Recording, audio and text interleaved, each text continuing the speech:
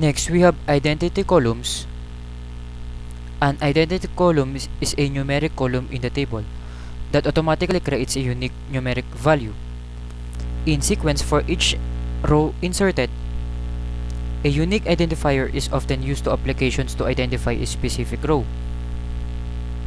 Unlike sequence objects that we will discuss later, identity columns are bound to the tables they are defined on. There can only be one identity column. DB2 can generate the identity values in two ways.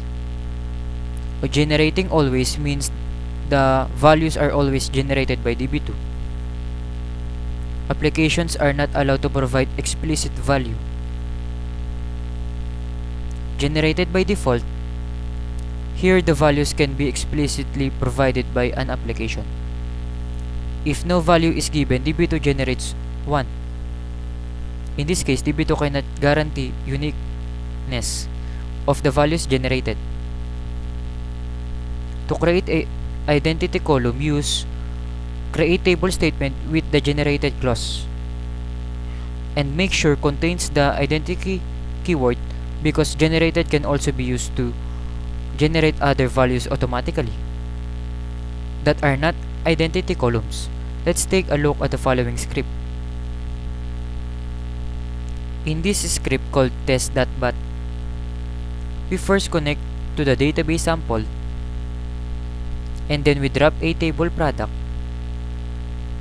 which we use to clean things up in case we want to run script many things as we plan to do in this case.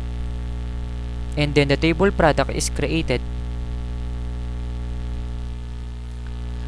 Now, know that this table has a column called number you find as integer, and it is in an identity column because it has generated always as identity. The value generated will start from 200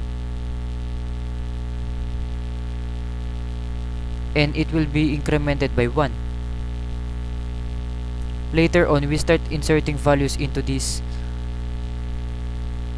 table, and we use a +C option to turn off auto commit because we will do a rollback, and we will see what happens when we do the rollback while the column is generating values. So let's run this script simply by typing test.bat and pressing enter.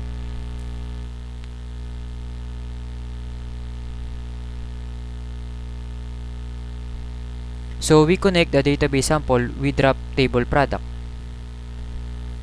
It was successful because I had created it before we create a table again to start inserting values. The first one goes in with no problem, the second one goes in with no problem, the third one gives us an error,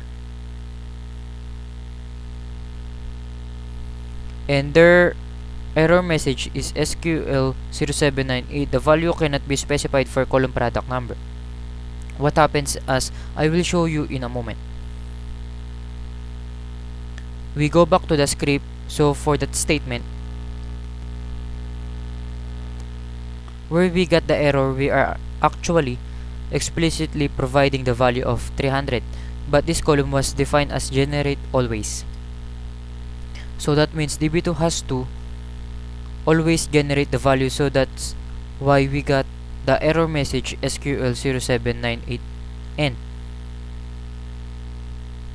Next, the commit was successfully, so all things that were inserted are stored. And then we continue inserting more values, and we next do a rollback. So this insert that happens here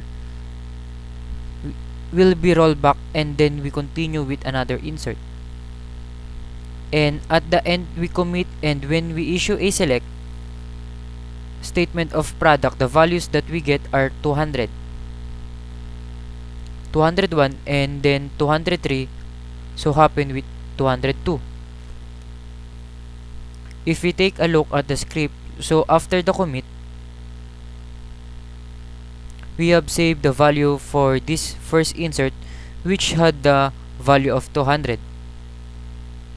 Then we also save the value for this second one, which has the value. This one fails, so it does not store anything, so we have 200 and 201. Then we issue this one, so we have here 202. However, we issue after that a rollback, so it's actually not inserted. And then we continue here, it's not going to take 202,